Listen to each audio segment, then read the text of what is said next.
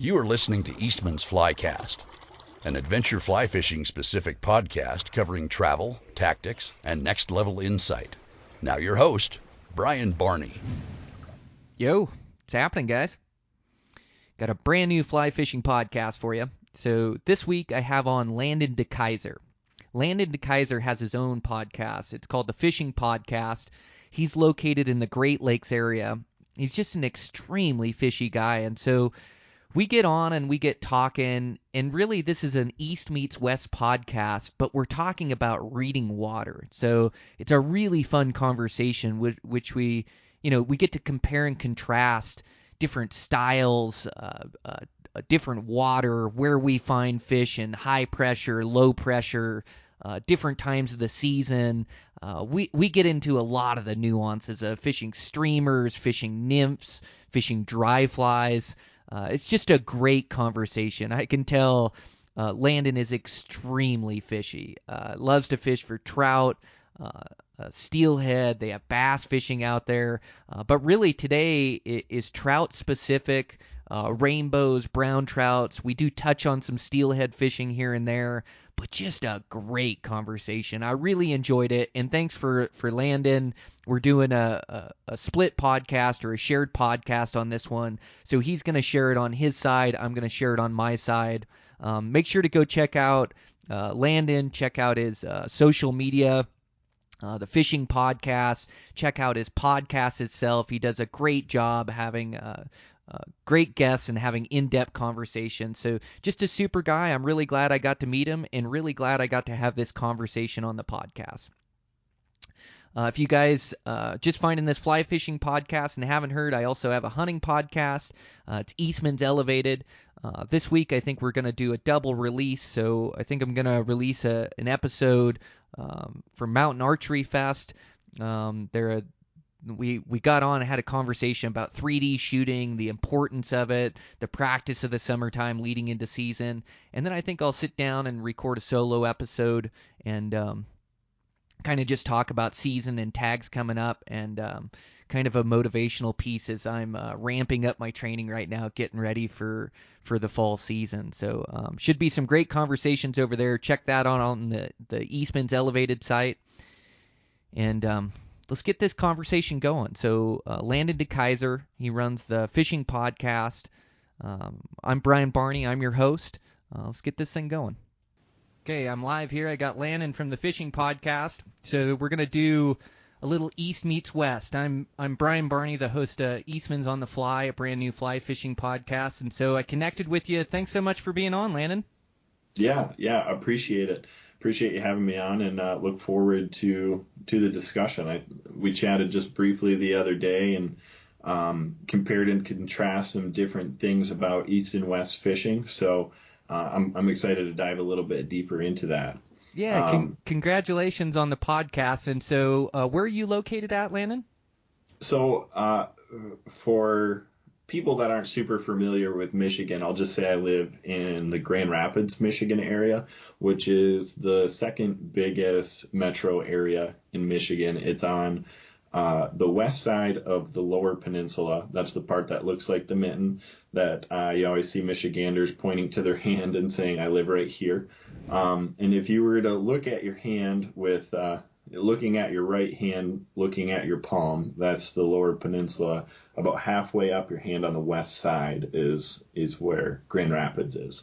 And it's just where the northern part of Michigan starts. You go past there and it gets much more, it's very rural. There's not a lot of big cities up there, lots of rivers to fish, lots of public land. So it's a great area. Man, how cool. Are you guys starting to see some spring show up? Some springs? Some spring? Oh, some spring. Yeah, it comes and goes, man. So I'm in full turkey hunting mode right now. I turkey hunted all weekend. It just opened. The season just opened this past weekend.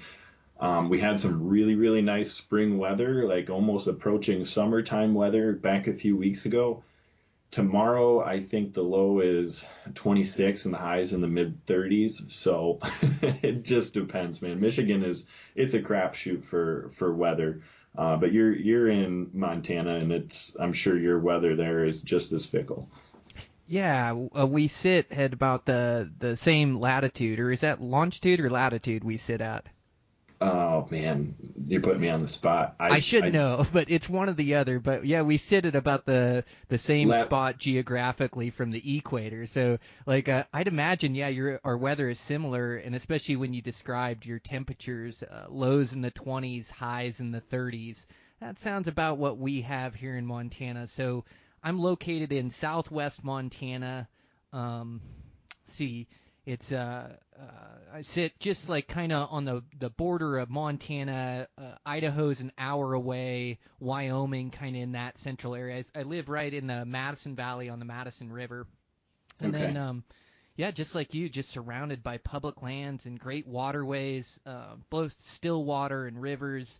Yeah, I really like fishing these river systems around here, and so this is part of the reason I wanted to get you on the podcast today. I want to talk about reading water. Um, Yeah. it's the most important skill set to fishing, I think, is being able to tell where the fish live, and reading water. It's such a developed skill, and like anything in fly fishing, it's I think experience is the best teacher. Like going to a bunch of different systems and being able to learn them and where the fish hold, and then it all has to do with time of year too, water temperature, what they're eating or what they're feeding on. So I just thought it'd be a great topic to do a deep dive on with you.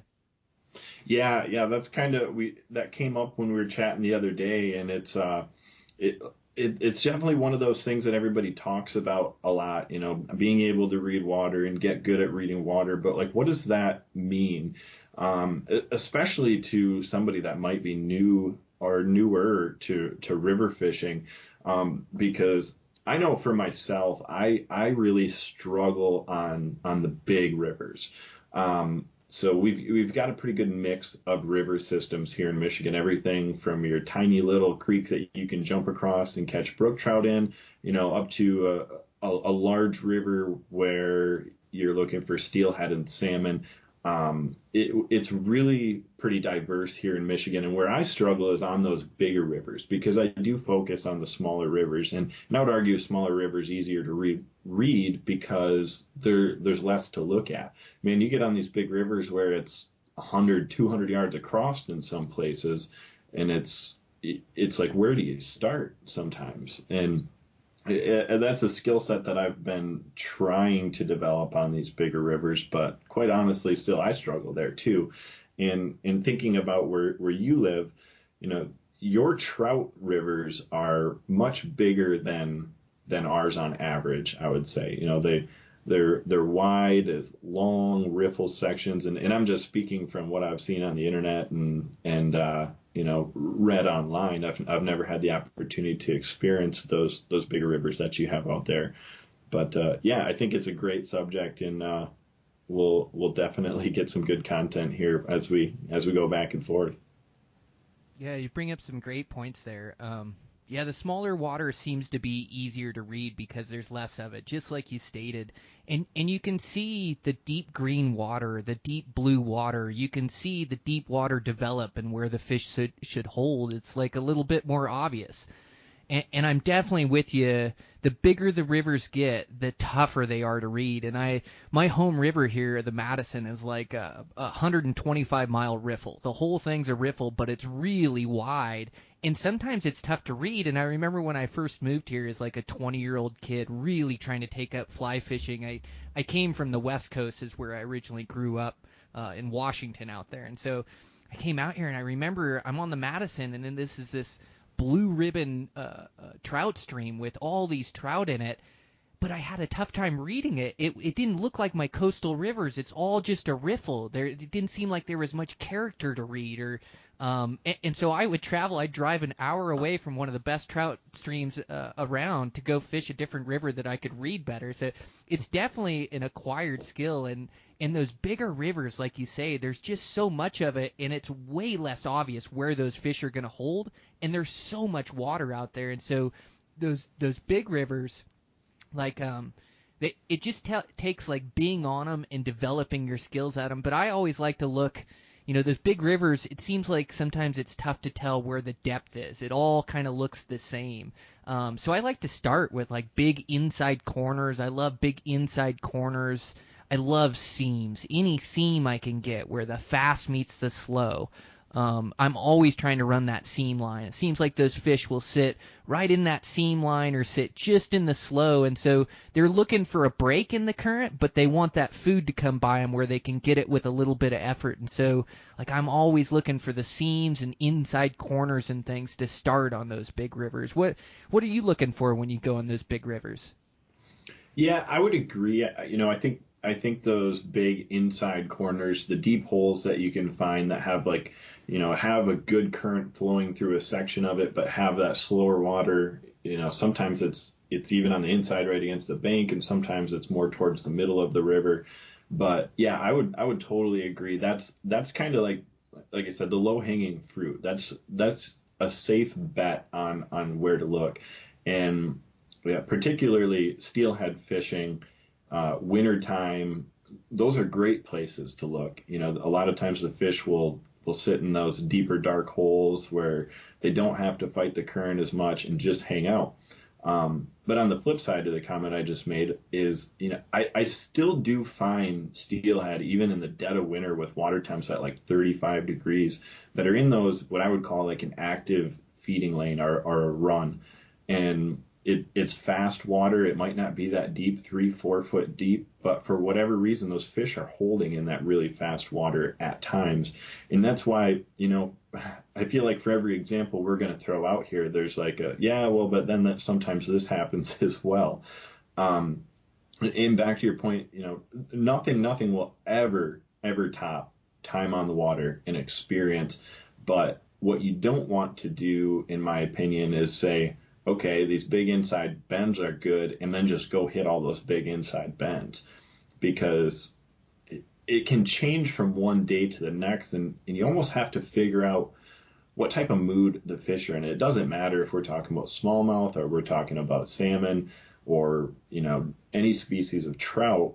It changes from day to day, and we can't always say why, but it does. And some days those fast runs are just where you need to be, and that's where all the fish are at, or maybe that's just where they're feeding at. That's something that I've started to think about a lot as well. So yeah, the fish are in these deep dark holes, but maybe none of those fish are keyed into any type of food, and they're really not interested in eating. That's not what they came up in the river for. And I've heard this, and tell me if you think this is true. A lot of people say only 30% of steelhead will even bite in the river. Only 30% of steelhead will feed in the river. What's your take on that? Yeah, I mean, it just depends. I go to places where steelhead are holding, where there's 100 steelhead down in the hole, and none of them will eat my stuff until 11 o'clock in the morning, and the bite turns on, and all of a sudden you'll tie into a bunch of fish in that hole. Same thing fishing like the coast and those coastal steelhead that'll run in off the ocean. They seem pretty grabby. They seem like if you get your stuff in front of them, they grab at it. They just, when they come up and in that river system, they're running and they're feisty. They haven't ever been hooked before. It seems like more than 30% will eat. But yeah, I mean, I agree with you. Like in a lot of these holes, and like you said, it's kind of. It depends. Every day is different on that river, and every river fish is different. But a lot of those skills in that reading water, it all transposes, and it all goes into your instinct. And then your instinct, is created through your experience. And so then that tells you where to throw your flies. And on any given day going down, I'm learning the river. Even this Madison, I've floated thousands of times. Every day I'm learning on this river. I'm trying to find a new line, a new way through a hole. I'm looking at a center bucket I can find. And really the Madison, you're looking for any place with depth. Any place, the right depth, the right speed, fish will be there. But back to your 30%, we have this hole. It's right at the Varney Bridge, and it's great swinging, nymphing out of that hole. You even throw dry flies and things, but it's just a big, deep run out in the middle of the river out there. But you can get up on the bridge, and you can look down. And at any one time when you get up there, you can look and see fish holding everywhere in this hole and kind of see them through the the water or whatever down through there. But there's some days you catch 0 fish from that hole. And then there's some days, you have a decent day and you may hook 5 from that hole, but you never hook 50 from that hole. So just to your point of the 30%, it may even be less than that. Yeah.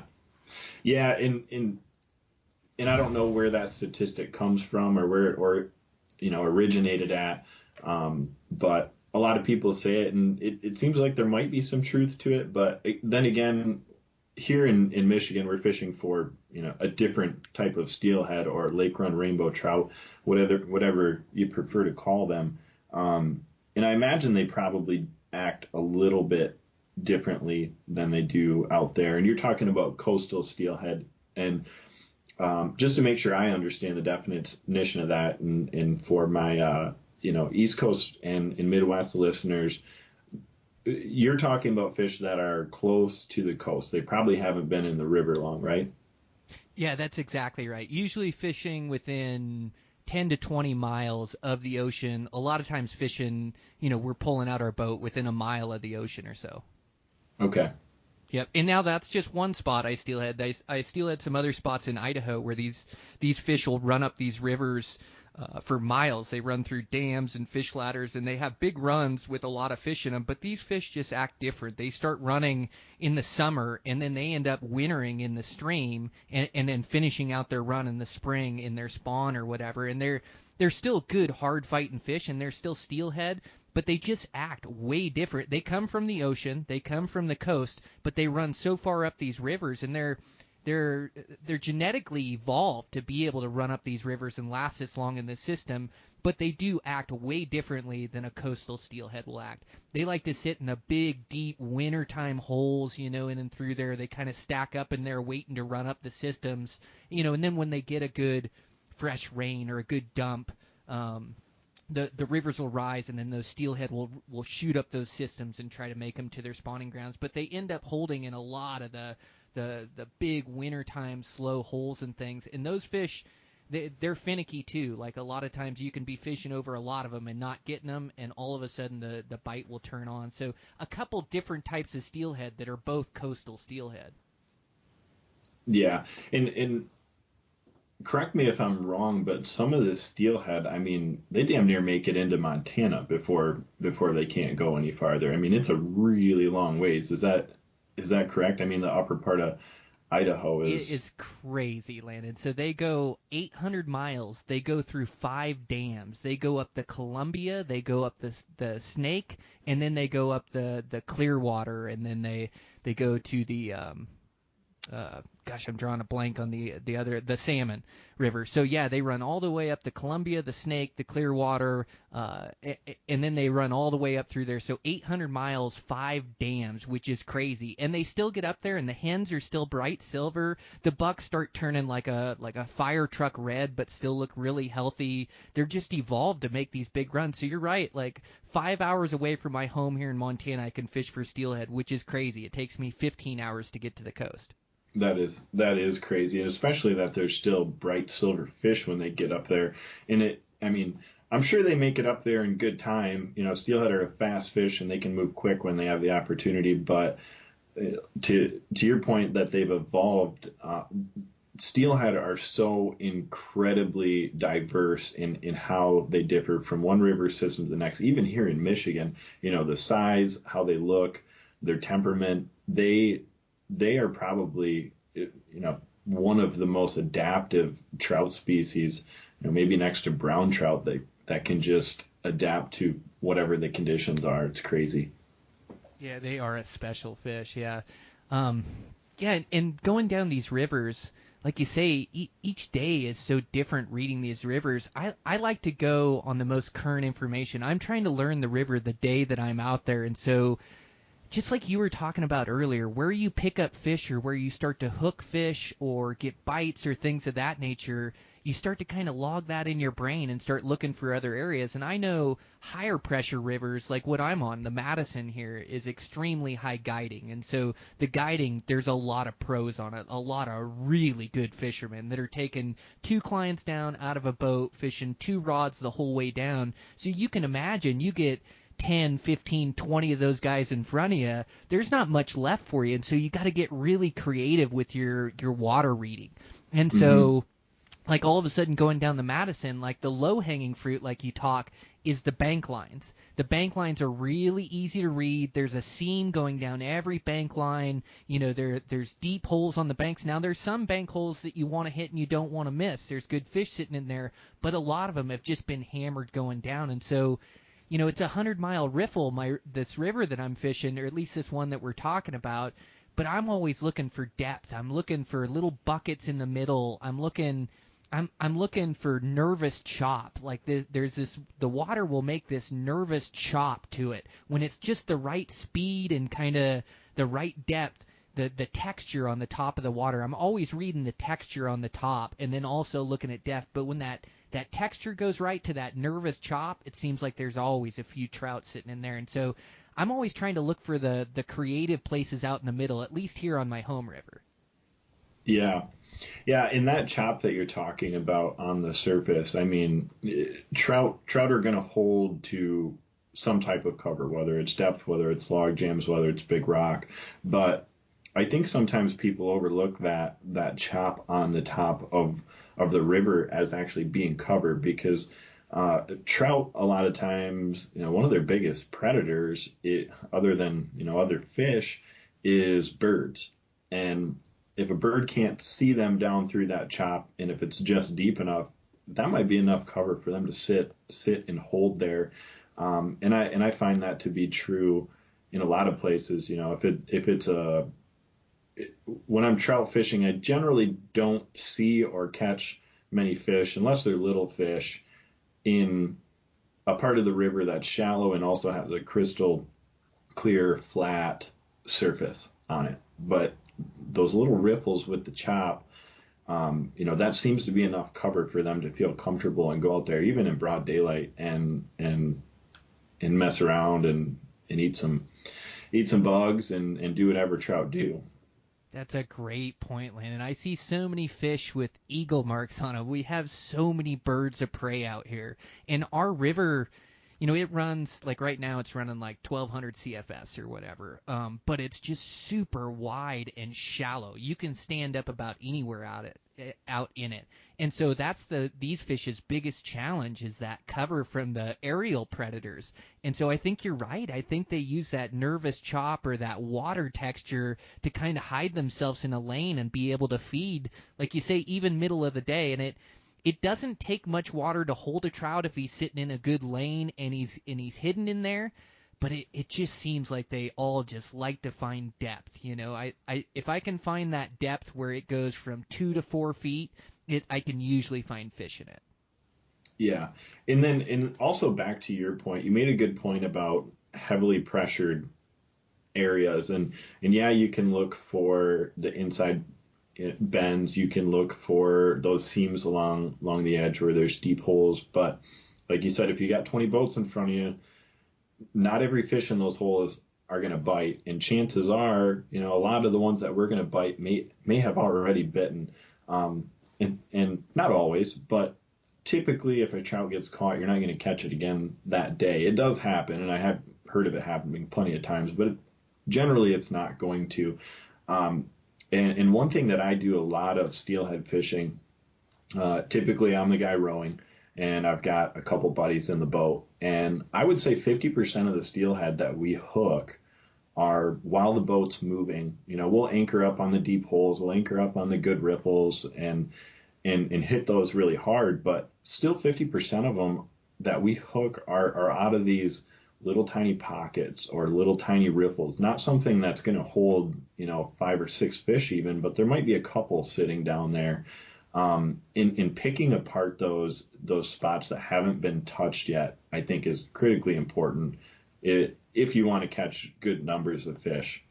Yeah, for sure. You're spot on. We find the same thing. We catch a lot going out of a boat. 50%, maybe more. You just cover the water, and just like you're talking about, it's not the huge mega holes. I mean, we catch them out of those, we stop and we work those runs, But a lot of times it's just a little holding water, like you say. It's a little pocket on the side that's big enough to hold a fish or two. And so going down through, as you're fishing this water, it's so important to cover the water effectively. So you said you're on the oars, you got a couple guys on sticks and they're throwing drifts. You can sure tell the skill level by the guy in the front of your boat throwing that stick. When he is really on it and you're going down at the boat, you can see his water reading skill. You can see him reading the water, and he'll pick up and set his cast down, and it'll be at the very head of the run, and he'll fish through that entire seam, through that entire run, down through the tail out, and then that's where he'll recast. Where when you see guys that are less experienced, they don't throw it in the head of the run. They're almost discombobulated just throwing it towards the bank or throwing it in there without concern of getting that really good drift through that really good spot from the head of the run to the bottom, recast to the next head of the run to the bottom. But as you watch a really good fisherman go down, he's really effective covering that water. And as that skill level goes down, you see less and less effectiveness of getting those drifts where they need to be. And so then maybe 1 out of every 5 drifts is from the head of the run to the very back of the run. And he'll pick up less fish and still catch fish, but definitely picks up less than the guy that really reads water well, that's sticking it in all those little spots. Yeah, no, I would agree with that point for sure. And in another small point to add to that is the guys that are really good will be a little bit more selective with their cast, as where the guys that don't really know what they're doing, they just don't have the experience. They're casting in some random places, or casting in some really shallow places that, I know that their dead drift is dragging across the bottom because they've got 3 foot of line too much out from under their float. So I'm like, you don't want to be in there, you want to cast over this side. But the guys that are good are not just making as many casts as they can. They're standing there, they're anticipating, what a riffle might mean, or what a little bend might mean, or a cut. And they're getting one good cast in there as we're floating by. And a lot of times that's where they're picking these fish up, instead of just getting a run, reeling it back in, and just immediately making the next cast. You have to slow down a little bit, especially when the boat's moving, and think about, where is the best place to make this cast. Don't make too long of a cast where that you're going to mess up. Wait until you're close enough that with your skill level, you can make a good cast into that water that you feel is the best water. Yeah, that's a great point. No, you're right, Landon. There's a lot of water that's way too shallow where you just end up busting off your stuff before you get to the good run. And you see people throw in it, you go, oh, no, don't even throw in there. Don't waste your drift. You're just going to break off your stuff. There's no fish sitting in there, but you can kind of tell what's too shallow and what's good. So you bring up a good point. Our rivers are pretty action-packed where there's usually a spot to throw it, right on. If anything, you're missing spots rather than waiting to throw it into a spot, maybe one of the differences. But that guy that's really good at reading water, he has confidence too. He may be thrown out a bank line, but then all of a sudden he may see an edge line to the other side or out to the middle of the river or a seam in there, and you just get this flow to you where you start throwing in seams and in the spots, because going down out of a boat, you get one drift to try to find that fish. So you got to make your very best line count. And it sounds like we're talking, this could go for nymphing, could go for dry flies, and streamers for that matter, even throwing from a bank. You're throwing towards that bank, but you're trying to swim it through the best parts of the hole, where you might entice a bite out of there. But it's so critical to consistently catching fish. It's just that reading water and paying attention to it. And then once you find a fish, it's transposing that information to the rest of the river. Like, okay, I found a fish in this spot today or in this big water. Okay, now I need to look for this big water again, and it seems like once I can catch a fish or two, I'll get on a roll and I'll start finding more fish. Yeah, I agree. Exactly. And I say that all the time. You want to search for the fish. Say you haven't been on the water in a week or two, heaven forbid, and you're out there, you don't know where they're going to be. So really scour that water in the beginning part of your trip. And if you catch 5 fish out of riffles and you've yet to even hook one out of a hole, Maybe don't discount the holes, but focus on those ripples even more, at least until the bite slows down in there. Absolutely. And you know what I've been doing what I've been doing well at here lately too, and you talk about steelheading, which you're always looking for these big steelhead runs, but I've been doing really good on this water. There's so many guys fishing nymphs, and nymphs are really easy out of these guide boats because the guide can pretty much pick the line and get his clients to throw out a drift, and then the indicator shows the bite and they set the hook. The streamers take a little bit more nuance to them with the weighted lines and stripping and dead drifting and things. But I have been loving covering these big holes with a streamer. It seems like I'm looking for the biggest holes in the river, and it usually isn't the holes where you're even effective with a nymph setup, just because there's so many lines through it. Like, it's all similar speed, say for 100 yards across, and it's all similar depth for 100 yards across and 200 yards down. It's just this giant big mega hole. In this giant big mega hole, these fish sitting here, and so you can fish it with nymphs and fine tune it and try to go longer leaders, try to tick bottom. But it just seems like a lot of our fish are bigger predatory fish, and when those holes are so wide like that, nymphing and choosing a line going through there, it almost isn't as effective as like swinging a streamer through there. So with a weighted line, throwing out all the way to the other side of the run and then swimming that streamer across and then taking a couple steps down, swimming that streamer across, and it's a steelhead tactic that those guys use for swinging for steelhead that we used on the coast nonstop to catch steelhead. But it's almost more effective for these trout because the biggest trout in the rivers, they key in on these bait fish and these sculpin and these big meals, and so a lot of times these 24-inch and bigger fish, like that's all they eat is other fish and other streamer patterns. And so going down and really working these big holes, swimming that streamer, man, I've done really good on that thing. And I'm glad you brought that up because a buddy of mine, Cam Vanderhoff, he went out and got some real nice brown trout the other day, and he said, "Yeah, I've really just been swinging streamers instead of pulling them," and he's like, "It really seems to be working." And I'd like to get your take on, like, why do you think that is? Just swinging a streamer through a hole as opposed to stripping it. I think it's just getting your fly down to where the fish are. When you're stripping it, it's so hard to get your fly down. Now, out of a boat, casting upstream and stripping back down to you, it gets pretty deep. But these bigger rivers, when you're stripping, that current's dragging that line and pulling that thing off the bottom. And so I do really good on a dead swing, or I do a small strip and pop on it as I'm bringing it in, and I seem to do really good with a slow strip and pop. But I think he's doing so good because it's just covering the water so effective. You're throwing it and you're letting that tension or the loop in your line swing that streamer across, and when it swims that streamer across, when you work with your weighted lines and you get the right weighted lines for the right runs, they've got different tips. And then right now, gosh, I should tell you this. I'm using an Airflow Streamer Max line right now that I'm just loving on a 250 grain on my 7-weight. But I throw it out there, and I can throw it all the way across the river.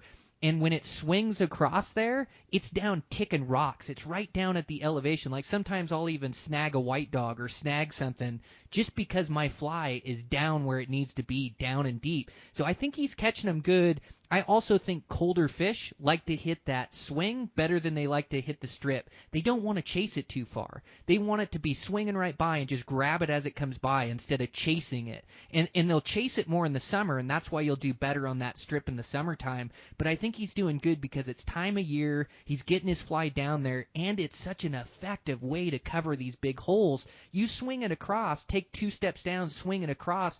I mean, you can work that whole run within about 20, 30 minutes. You've swung your bug across every little piece of bottom in there. So it's just a real effective way to cover the river, I think. And it's an approach that not everybody's doing.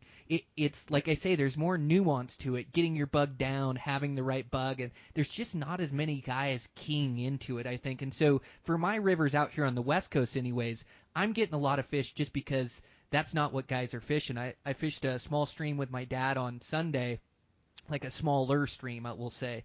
And there was a few guys nymphing down, and boy, they started lighting up this black streamer I had. And I was swinging in those runs, and every deep run I got into, I just start swinging it and working it down there, and I got a big brown out of every single one of them. I think I hooked 5 that went, in between 20 and 24 inches, all on Sunday. Wow. I just had a ball. I was with my dad, and he caught a couple good ones, and so it was just a great day. But I just think it's time of year, and it's so effective the way it swings through there. Yeah, and that was kind of my thought on it too. And I'm somebody that my thought on it in terms of the colder temperatures with that slower swinging presentation. So I started out trout fishing with spin gear, and have slowly transitioned into chasing them more and more with fly rods. I do a lot of streamer fishing and mousing. Nymphing something I really don't do. By the time steelhead's done, I've gotten so sick of watching the float go down the river, it's just hard to bear. But and I like fast-paced fishing. But coming from the spin fishing world, fishing a lot of Rapalas and spinners, to just kind of correlate some more information with your point there. So a spinner is kind of a slower moving lure that, I tend to basically swing. You throw it maybe slightly upriver to a cross river and just really let it kind of dredge through those deep holes. And this time of year, back a few months through wintertime, that seems to be more effective. So that to me, correlates with that swinging the fly. As where if you're going to fish for trout with a Rapala, it's more similar to stripping a fly. And typically those Rapalas tend to work better in the warmer months from what I've found. So that makes sense, and a great correlation to I've got some buddies that are really good at those spinners, like you're saying, or one buddy that I used to fish with quite a bit. And he would pick up fish out of different water than I would even fish. And he's picking up fish in that streamer water that now I'm trying to really key in on. But yeah, he was picking up fish out of water that I wouldn't even throw my fly in, but it's those big, deep, moving holes, and he was swinging it across there, and he'd just get them with that thing. So there's a lot of correlation, like you're saying, to the Rapalas and the spinners. Yeah, absolutely. And even a lot of the good, what I would consider some of the best fly fishermen that I talk to, they'll even say, if you want to learn how to trout fish, let's say you're taking somebody that's like, I've never caught a trout before, I want to learn how. And I talk to a lot of guys all the time that are like, well, I want to learn how to fly fish so I can catch trout. And I'm like, well, that's great. If you want to do that, yeah, I'll take you out and teach you what I know. I'm no expert, but if you really want to catch a trout, maybe take a step back and learn where these fish are at in where they sit and how to catch them with spin gear. And you can take that because when I started fly fishing for browns, it was a pretty easy transition. Sure, I had to learn how to cast a fly rod a little bit better. I've been fishing with a fly rod, since I was a kid for bluegill and bass and stuff, but up until recently, it wasn't anything that I took really seriously until, 3-4 years ago. I already knew how to catch trout. I already knew where they were, and I knew how they acted. So it was a lot easier for me to just go into these rivers that I already know for fish that I already know how they act and put a streamer in front of them. And it's I would say just as effective in the right rivers as spin fishing once you get good at it. Oh, absolutely. Yeah, you bring up a good point. It is a good way to start out and learn rivers. It's like it reminds me of hunting. Like when you start hunting, you don't just start off with a bow and arrow. Like you have to build your skills. You build your skills, and you maybe get a couple rifle hunts under your belt. You find some success, and then you keep building your skill set, and then maybe you move to the bow. So it's a good point. Those spinning rods, they pick up fish, and they are super effective. You can toss them a mile, and that's what I started my girls out with, is fishing with spinning rods. And the fish like to eat them. But yeah, I would say once you get good with the fly rod and tapped into it, I don't know, with the fly rod, it just seems like you tap more into the ecosystem, like the streamers, you can change up your colors so much, and now with the articulation, you can get so much movement out of those flies, and so I'm with you. I think you can be just as effective, and I think more effective, because you build your skill set is beyond that of a spinner fisherman. You've been fishing for so long, you just you know the water better and how the fish are going to eat it, and so you end up catching way more off a fly rod than somebody else would catch off a spinning rod, just due to your skill set in building that. And Yeah. it's just a really natural presentation. They, at least around here, we have so many, our insects are just crazy that come off. It just puts the weight on these fish. These fish get to eat all summer long, and so these fish are really keyed into that. And they're fished too a lot, like it's high pressure, and so they don't get fooled too easy. Like you got to have your game on you just even to catch a trout over here, much less to have a really good day, and so like I think that again, it's just experience on the water, and the more you're on the water and the more you're fishing, just the better you get. Yeah, and to prove that point, I know a lot of guys that are really good steelhead fishermen, and they catch a lot of steelhead, but they also fish a lot of days every single year. I talk to some people who are like, man, every time I go steelhead fishing, I don't catch anything. I'm like, well, how many times do you go out here? Oh, 2 or 3 times. I'm like, well, there's a good chance you're not going to catch any then. I don't care how good of a steelhead angler you are. Nope. If you only go out 3 times, it is an experience game, and just, putting in the time. You have to do everything right all day long and still not catch one, and do that day after day, and then that's when you hook into steelhead. And at least our steelheading out here, a lot of it is the conditions.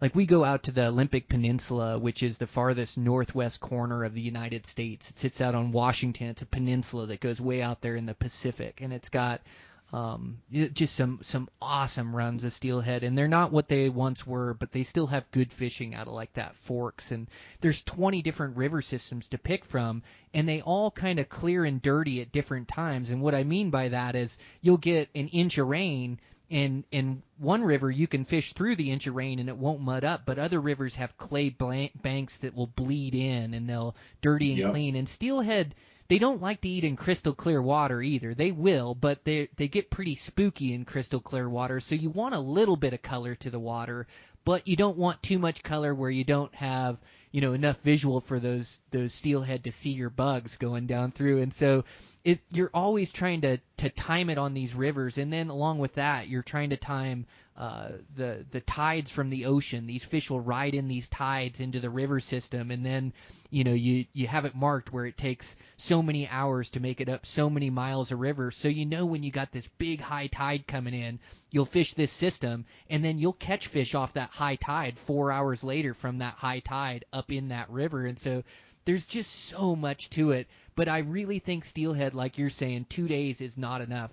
I've got skunked way more than 2 days in a row. It's like they're a fish of 1,000 casts, and they're a super special, a fish that when you hook onto, you're just in the fight of your life. Well, you don't get that easy. You have to work for it, and you have to really put your time in on the water. And even putting your time in, there's no guarantee. But I know for me, just like you said, it's time on the water, day after day. And every day you have to go down and do everything right. Throw it in all those spots. Get in the right swings in all those spots with your confident bug.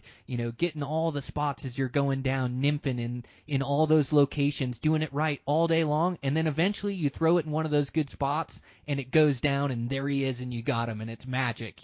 But yeah, it takes day after day, cast after cast, doing the right thing. But I do love it. It is a fun way to fish for those big things. Yeah, and doing the right thing can be tough to understand at first, but you just have to believe.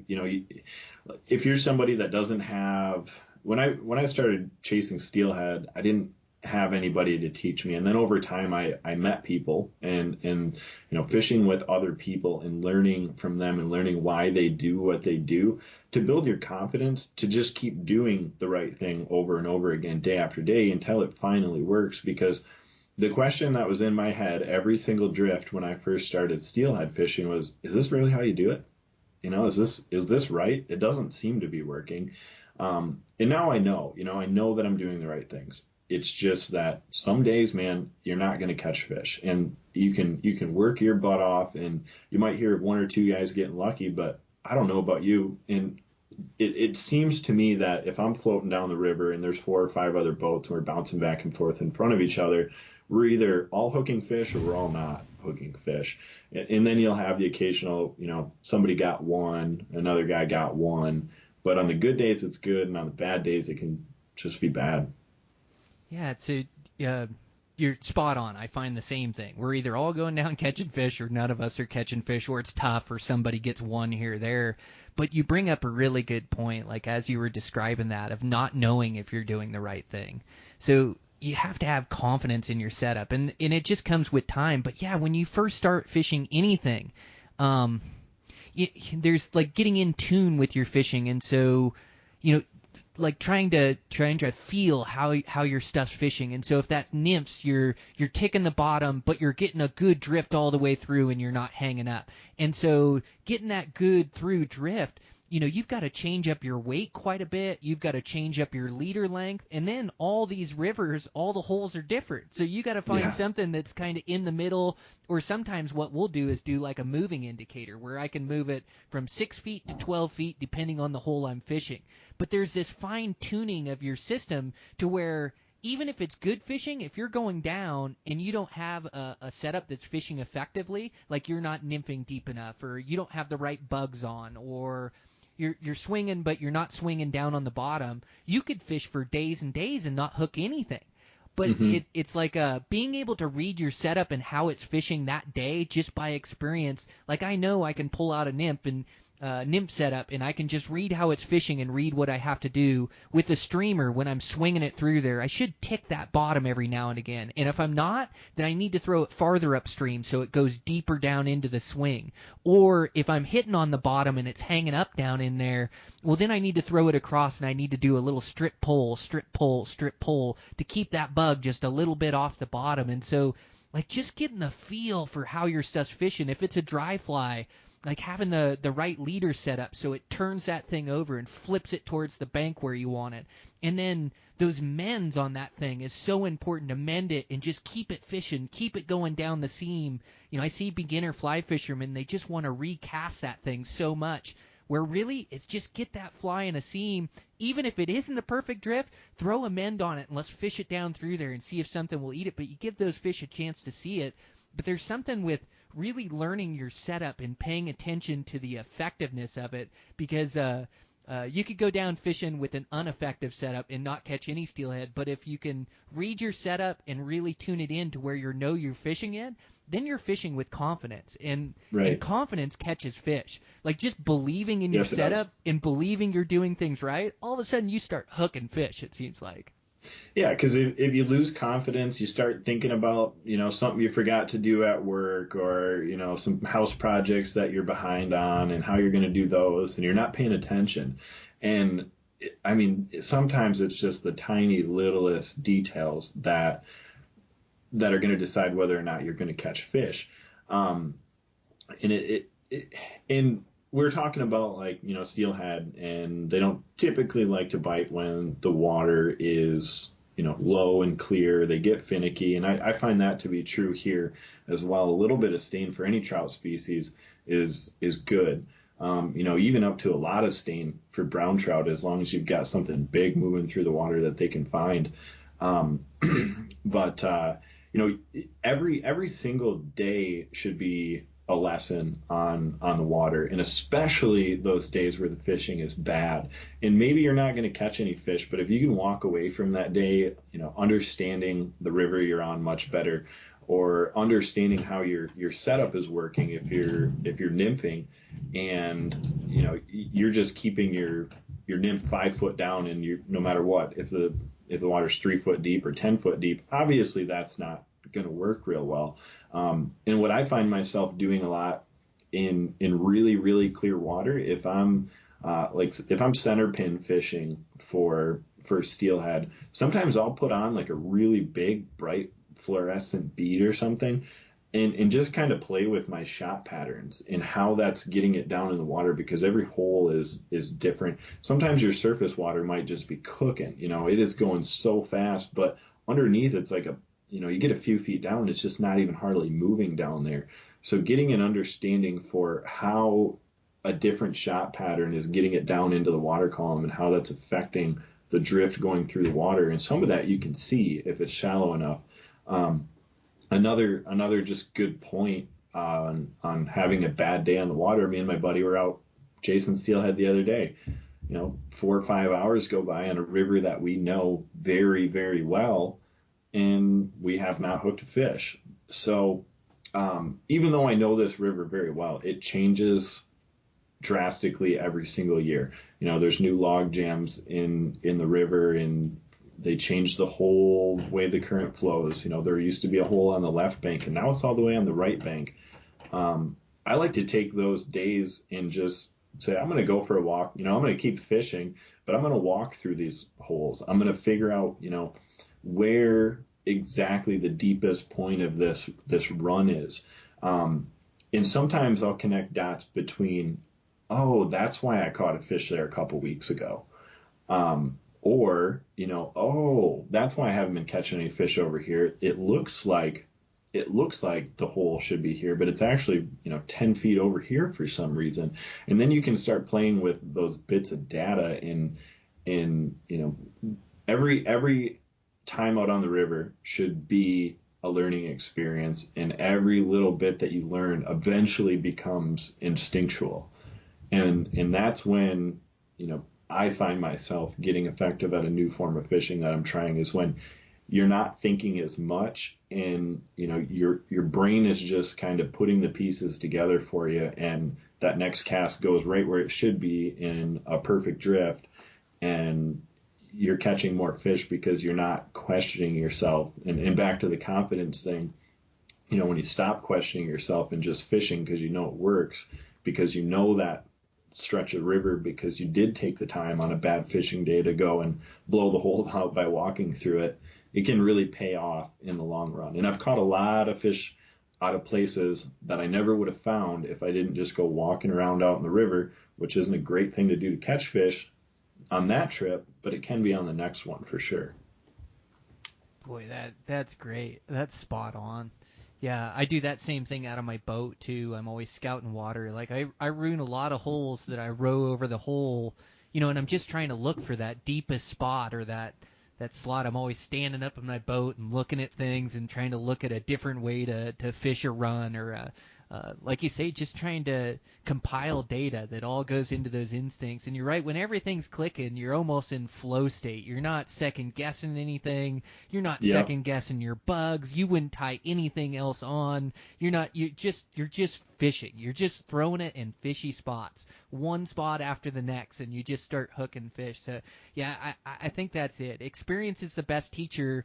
But, like all the information out there nowadays, like picking up information from a podcast, it can just shorten your learning curve by so much just by bringing attention to it. Just by just by talking to you on this podcast, just the information that I picked out and the notes I've taken, like I can apply that to my fishing, which really shortens my learning curve out there. And so like picking up this information and paying attention to it and being in tune with it, pretty soon you can gain, 2 years worth of experience in 1 year, just because you were learning every time out and learning when you were unsuccessful, like you said.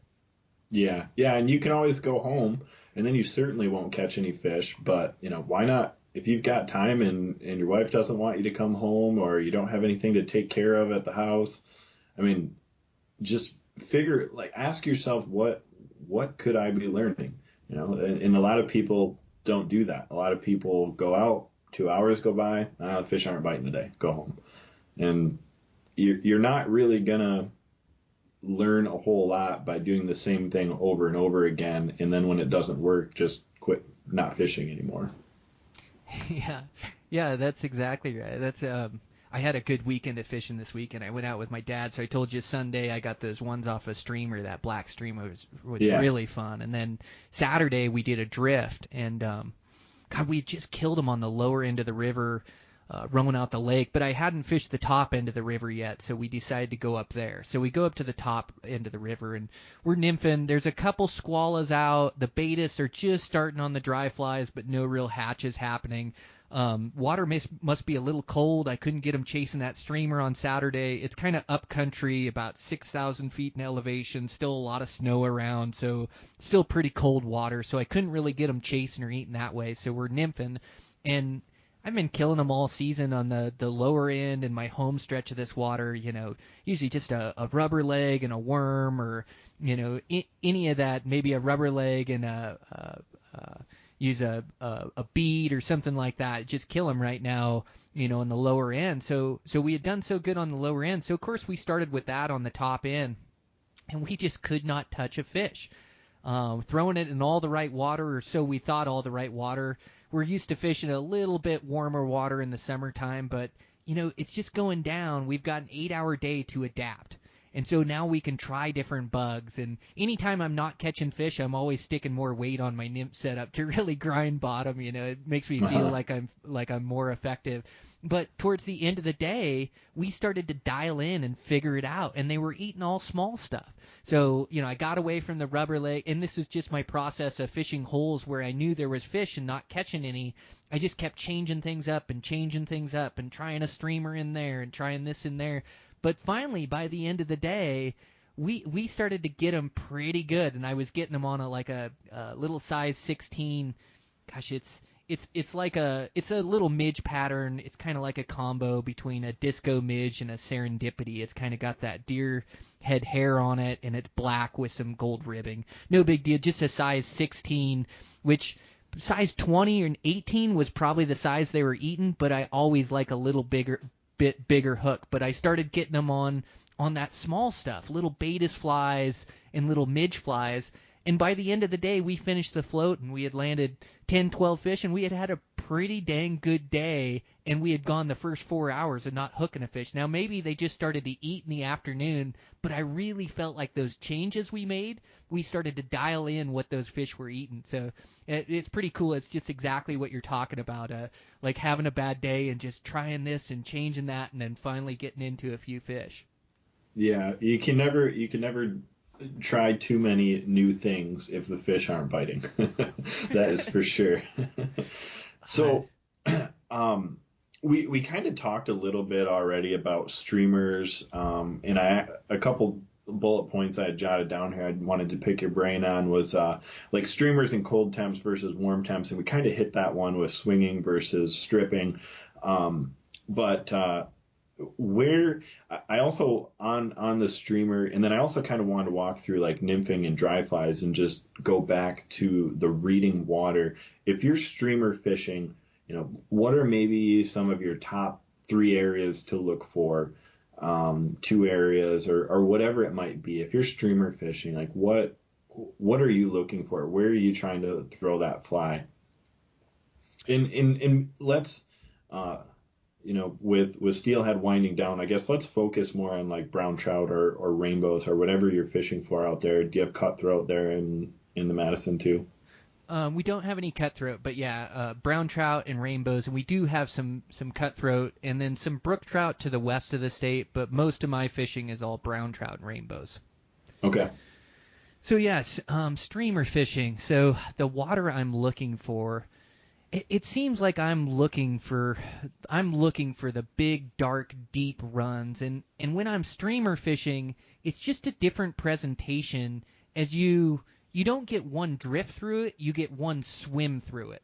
And so, like, if I get my choice to swim this thing through a hole, I would rather swim it through the tail out or through the back end of the hole rather than the head of the hole. It just seems like in the tail out, the hole kind of widens and there's more places for fish to sit.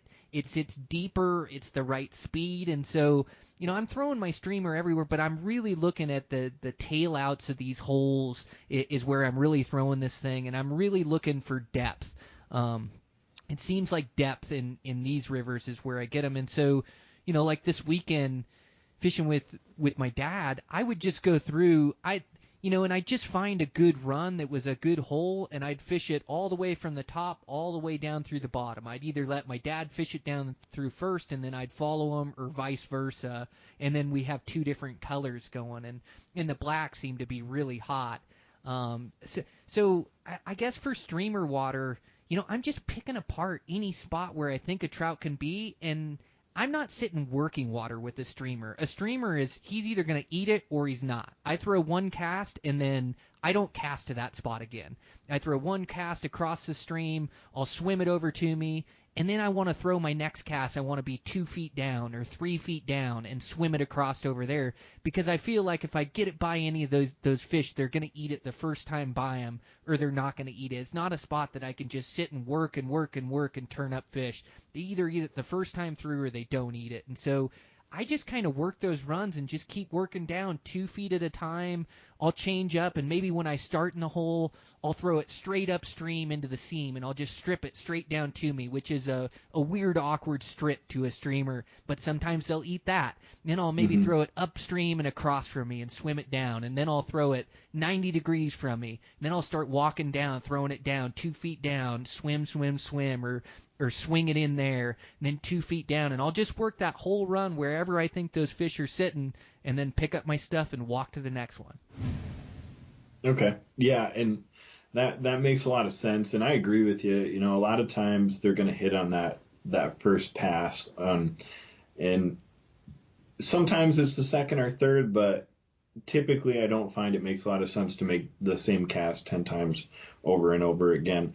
But okay, so now nymphing. What type of water?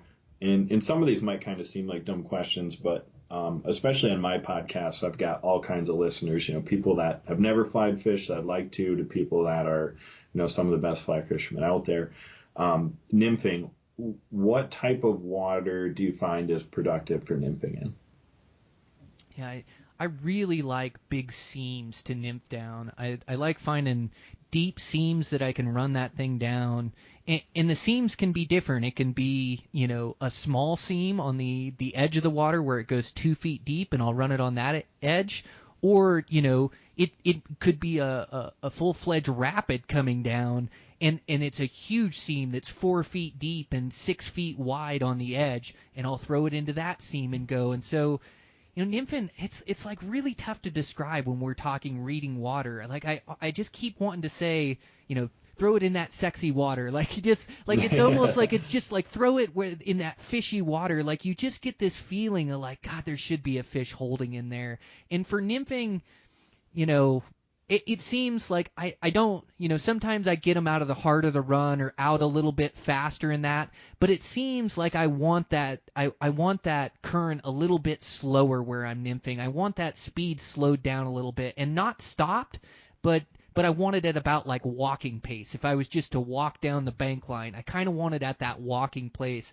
And again, any of these rivers out here, I'm just looking for depth. I'm looking for green water. If I can see green depth, if I can see that it goes 2-3 feet deep, there's probably a fish laying in there, and I'll throw my nymph set up. But as I go down the river in a boat, I'm sticking it in every little single seam that I can see, and then there's these little buckets that'll create like little digs in the river. And so we call them buckets here, like on our river, but all of a sudden there'll just be a dig out in the river where there'll be like a little deep spot or a little bucket in there, and maybe the texture on the top of the water will get a little nervous going over there, and you can kind of read that it deepens up. That's a great spot to nymph fish. I love sticking them in those spots. And like you were saying, walking the river and finding the deepest part of the hole, that's usually where you want your nymph set up. And so if you can kind of read that water like you were doing as you were walking that hole and finding the deepest spot and where those fish were sitting, that's kind of where you want to throw it. And again, it just applies to almost the season and that day you're fishing. Some days you're going to get them all out of the tailouts. Pretty soon we're going to have our runoff, and it's going to be high water. In this high water, it blows down through, the river will run double its CFS. So what it does is these fish can no longer hold in the middle of the river. The fish have to go towards the edges. In the edges, then, we've got all this high water, so we've got all these depth on the edges, and we've got these cut grass banks, and so these fish will start to hold on those banks. So, I mean, really, I'm paying attention to the day and where I'm getting them at and trying to key into that. But those are some of the things I look for in a good nymphing hole. Okay. Yeah, that makes a lot of sense and is definitely helps paint a picture for what you should be looking for. Now, dry flies. Obviously, with a dry fly, you want to fish where the bugs are actually hatching at. But is there any? Because I'm not a huge dry fly fisherman. I do a little bit of it every year, and one of my goals this year is to really catch some quality fish on dry flies, because I've caught lots of little browns and rainbows and stuff, but I've never caught, even anything in the upper teens in terms of dry flies. So I'm asking more for myself here. And obviously I'm in Michigan and things are going to be a little bit different here, but I'd have to imagine, there's some similarities that I can draw from. What's your strategy in terms of dry fly fishing? Yeah, so and I found that same thing when I first started fly fishing out here. I was fishing smaller dries, caddis and baetis, and I had some great fishing, and I really learned the river. But just like you, I wasn't getting any of those bigger fish. And throughout the years, what I started to find is these bigger fish really key into some of these bigger hatches. And you can, like I saw a really nice rainbow that was sipping midge that I probably should have caught this weekend, but I brought down a nymph rig and a streamer rig, and then I could see this really nice 18, 20-inch bow that was just sipping midge. I watched him eat 10 times on the edge of this seam right there, and I tried throwing my streamer by him and ended up spooking him out of the run, but I know I could have hooked that one with a dry fly. So that was as I was fishing the streamers. Also that day, we got up to a big run, and my dad was nymphing it, and I looked up in the flat, and all these fish are just going crazy for these baetis. They're going all over, and some really good fish.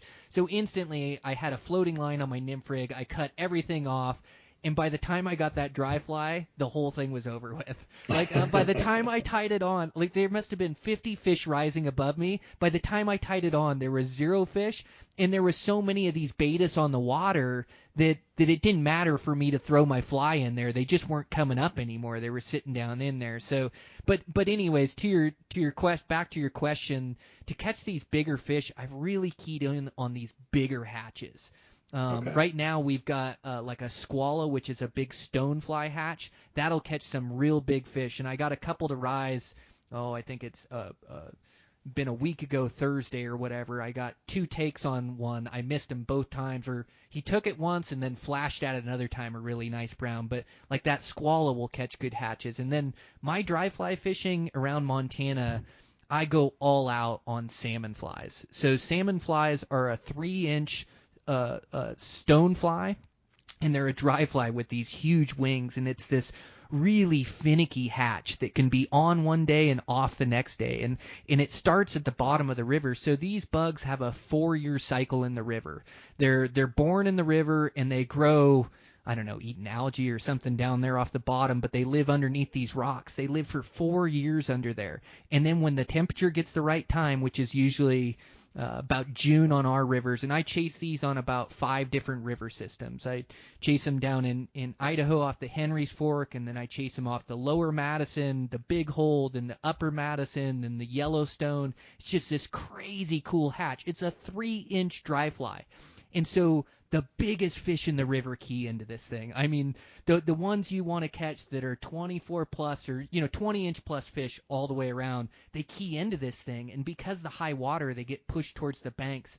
So you're just floating this 3-inch dry fly. There's no problem seeing it, getting your men's on there, and it's like a white shark taking a seal. Like some of these brown trout that'll eat this thing is just crazy. My buddy sent me a picture of a great big one for my social media. I had even forgotten about this fish. I don't even know where I caught it from. The thing's got to be 25 inches long and just this huge belly, colored up brown. I was going to post on my social media. but those are the type of fish that eat during that salmon fly hatch. And so I have seen the payoff for fishing that dry fly. So once I put on that dry fly, I don't change. I'm just chasing the hatch. I'm trying to find where the hatch is, where the bugs are hatching, and just trying to get on those fish, just doing different hatches. So dry flies, I mean, it depends on the water of where these fish are sitting a lot of times when we're talking about reading water.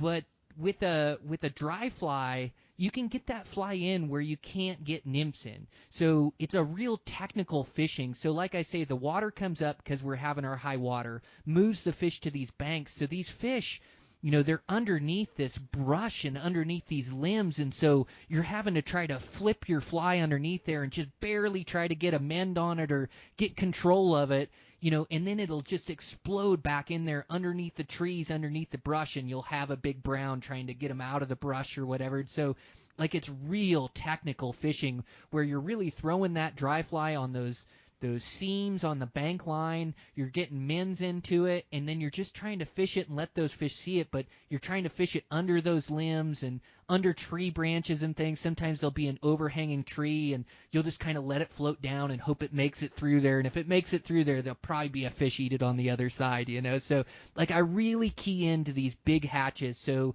on our rivers, that salmon fly is number one for me. But then later in the season, like last year, we had a 1 in 10 year hopper hatch. We had grasshoppers everywhere. And so anytime the wind would blow, it'd blow these hoppers on the river. So those big fish, they ate hoppers all summer long. So I really like those. We have a Mother's Day mayfly hatch coming up, which are the big green drakes or brown drakes, and they'll run like size 12, even size 10 on those dry flies. You'll get some pretty nice fish on those.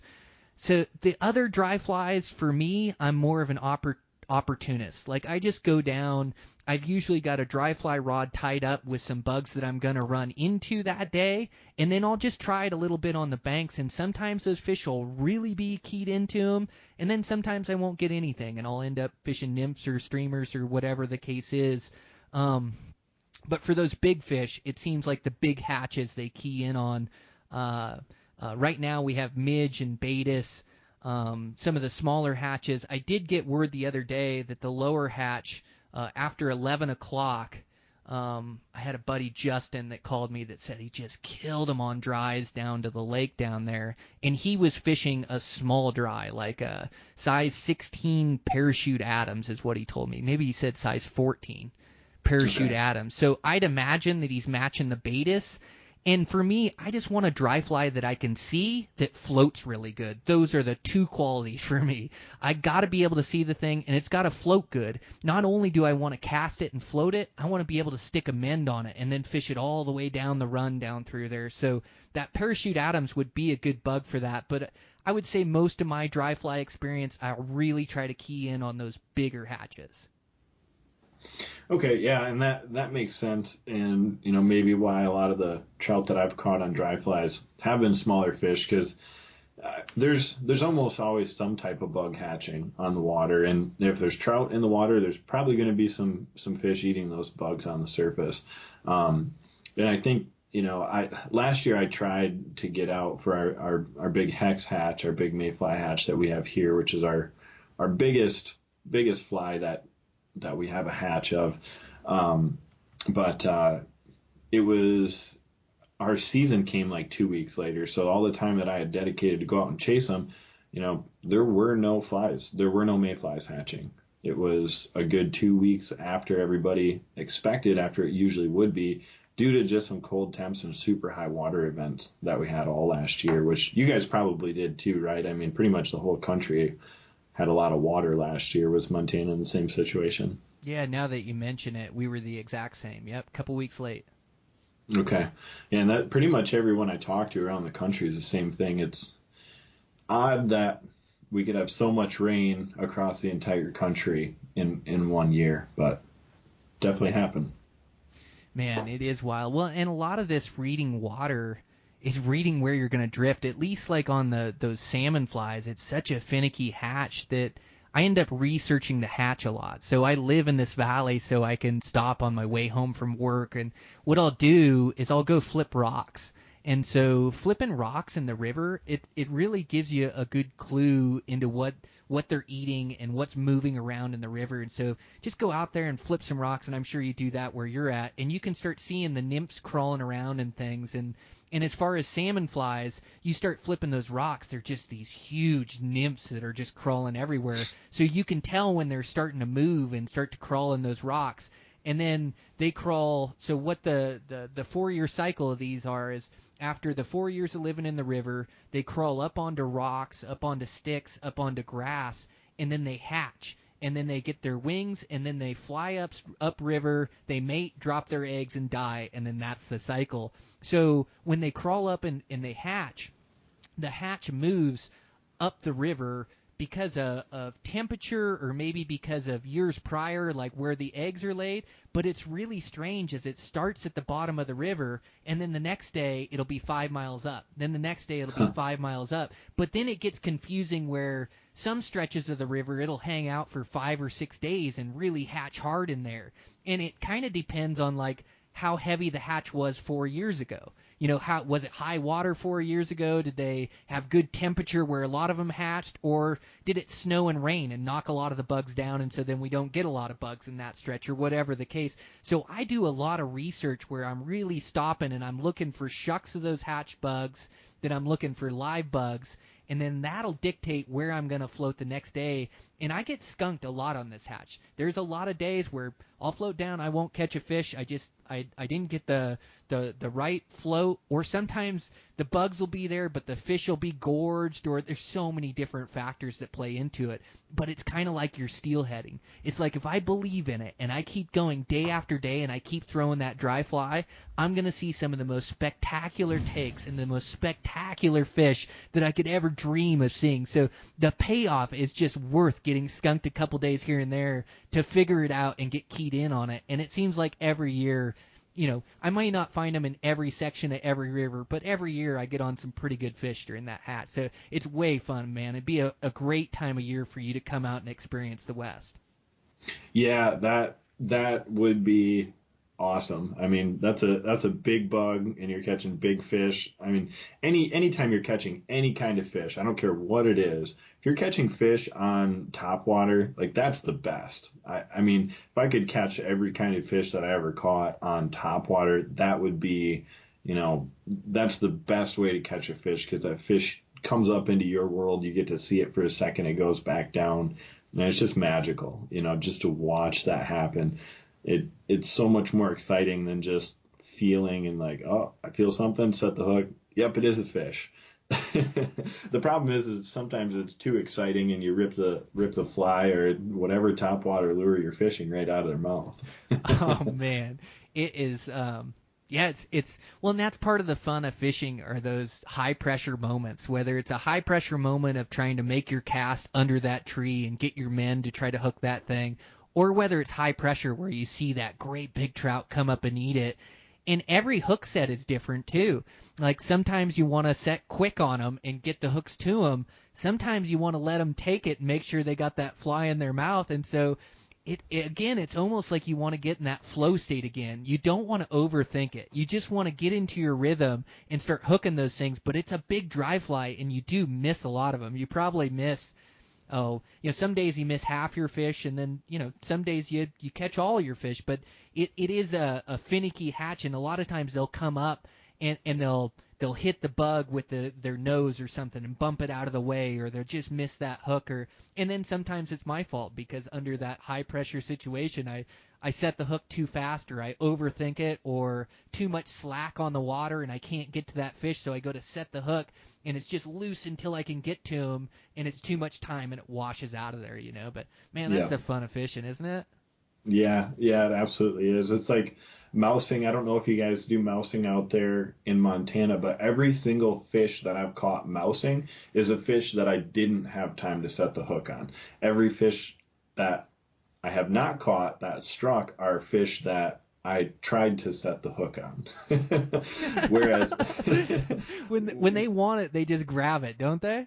Yep. Yeah. Do you guys mouse out there in Montana? We do, I have to do more of it, to tell you the truth. I've heard about it. There's buddies around that do it. They do really good up at the lake. They do good at night using it. I haven't seen any come up off the daytime, but to tell you the truth, I do not do enough of it. So that's one of my goals for this next year, is to throw that mouse pattern more, whether it's at dark on the river or going to some of these lakes and throwing it. But I want to do more of it. That really gets the predatory fish. And like you said, there's no finer way to catch a fish than on a dry fly. So spectacular to see him come up and eat. But I would say a close second is that streamer. Man, I mean, some of those grabs I had this weekend, just real aggressive brown trout, and just swimming it by him. Man, they just come out and attack it, and just, butterscotch brown trout, just the one you really want to hold and fondle, and you have him, and he's right there. It was magic this weekend. It was so good. I got to get back over there. Yeah, those trips don't come around often, and that's what people don't realize. Like, I don't care how good of an angler you are. If you talk to those guys that are like, every time we go out, we rail them, man, we catch them every single time, they're lying to you. Like, nobody catches a ton of fish every single time they go out. And then I fish with those guys, and guess what? We go out and get skunked.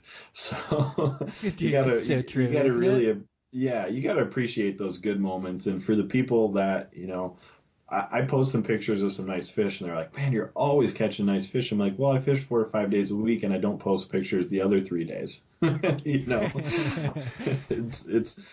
those days where it's just magic is what you live for, and what you hope happens every single time. But it's honestly just the time on the water and learning to read water that keeps me coming back. Man, you spot on. Couldn't have said it better myself. Man, Landon, I've really enjoyed this conversation. East meets West. This was a great idea. Yeah, yeah, absolutely. And real quick before we hop off, for my listeners that might be interested in your other podcast, give them some quick background on the world of hunting and what you do there too. Yeah, so I live here in Ennis, Montana, and started adventuring around, whether that's fly fishing or I'm a bow hunting fanatic for Western game. And so I've really built my name in the Western hunting market as I started going on all these adventures out west for mule deer, for elk, for black bear, antelope. Now I've been to New Zealand and Hawaii and Alaska and all these places, and I bring my bow. And the deal is all of my adventures are blue collar. These opportunities are available for everybody out there. This is public land. This is do it yourself, easy to draw tags. And through this, I started to find some success, and I found it through hard work and dedication, working with my bow and my training, and then research into these states and into these units. And I started being successful on huge mind-blowing trophies, whether that was giant mule deer or elk. And so I started writing about these. And so I've been writing for Eastman's Hunting Journal, Eastman's Bow Hunting Journal for about 10 years. We've started to video some of these hunts and put them together. So when I say we video, I usually take off with a cameraman. We try to go for a week, 2 weeks, live out of our backpacks, bow and arrow only, and try to get into a stone's throw of a giant mule deer. And so we put out some great videos. And a few years ago, I started a podcast, and it was Eastman's Elevated, and a Western hunting podcast. And I just started it at the right time and able to build a great loyal audience that tunes in episode after episode and just gets good insight into hunting. And it's a lot like the conversation that we had today here, Landon. It's the same thing, just breaking down Western hunting and giving information and insight and motivation to it. And so that's really where I kind of made my name. But that whole time, I love the fly rod, and I'm out the same as you as much as I can be, whether that's 3, 4, 5 days a week. I'm sure I've been that for this entire year so far. And so I thought my other passion is fly fishing, and that's the reason why I wanted to start this podcast, and the reason I reached out to you. And I'm just so thankful that you did this swapcast with me and had me on. I just really appreciate it. So that podcast is Eastman's Elevated. This fly fishing podcast is Eastman's On the Fly. Well, sweet, man. And I actually lied to you when I was on the phone with you the other day. I said I hadn't listened to your podcast, but then I got off the phone and I looked up your podcast, and I have listened to a few of your episodes. I can't remember which ones exactly, but I know friends have sent episodes to me like, "Hey, you got to listen to this one on elk hunting or something." And definitely a great podcast. If you guys are into big game, Western hunting, check it out for sure. But yeah, thanks so much for doing this. I really enjoyed the conversation. I think that we got some golden nuggets in here that people can definitely learn from, no matter what the skill level is. So Yeah, and appreciate the time. Yeah, oh, my pleasure. And congratulations on the podcast that you've built and the audience that you've built. It isn't easy, and it's week after week. And I know we talked, and you're into your second season. Congratulations, man. You're building something great there with that podcast. And I always like getting together with other podcasters because the conversation comes so easy, and that's how it came today. So guys can also Absolutely. check out the fishing podcast. And again, Landon, I just really appreciate it. It's really nice to meet you. We got to keep in touch. If I can ever help you out here west, hunting or fishing, make sure to give me a shout. Yeah, absolutely. One day I will get out there to Montana and do some trout fishing, and eventually would like to get out there and do some hunting as well. So I'll keep you top of mind for sure. Yeah, you've got an open And invite. same So same goes for you here. I'm always looking to get Western guys to Michigan here to experience our fishing. Man, if you want to do some whitetail hunting, you could come to Michigan, but it's not the place for for hunting, to be honest. I'd come here on a fishing trip over a hunting trip any day. yeah. Well, a lot of this enjoyment of life too is enjoying what's right around us. And so I've been out to Ohio hunting whitetails before, and I'm not. Well, I've actually never killed a whitetail buck with my bow. I've killed about 15 whitetail does in here in Montana, but our deer tag is for mule deer or whitetail, and I'm such a mule deer fanatic that I end up hunting mule deer every year. But I am on a quest to kill my first mature whitetail with my bow, and I've got being able to hunt the East Coast style in tree stand and being patient. It's such a chess match, and so yeah, I've grown to like it, and I want to do more of it, and be successful at it. And so yeah, I'd love to make it to Michigan one of these days and see your guys' fishing, and I'm sure you got some good hunting that you can experience around there for the locals too. Yeah, I mean, if you want to put a whitetail on the ground, it's a good place to come. It's just not there aren't as many what I would consider to be like trophy standards across the country. Bucks run around in Michigan. They're here. I've killed some nice ones, but you're going to put in, I would say, twice as much work to kill a nice one in Michigan as opposed to Ohio or Illinois or Missouri or any of those Midwestern states a little south of here. But awesome hunting in terms of how many deer we have, for sure. Oh, that's cool. There's nothing better than action. Just being into animals, seeing animals. That's what makes it exciting. Yeah, I agree. I'd rather go out and see deer every day than hunt every single day and only see one big buck and kill it, because I would probably only last a couple weeks before I started getting discouraged if I hadn't seen a deer. I think I'd take that trade as well.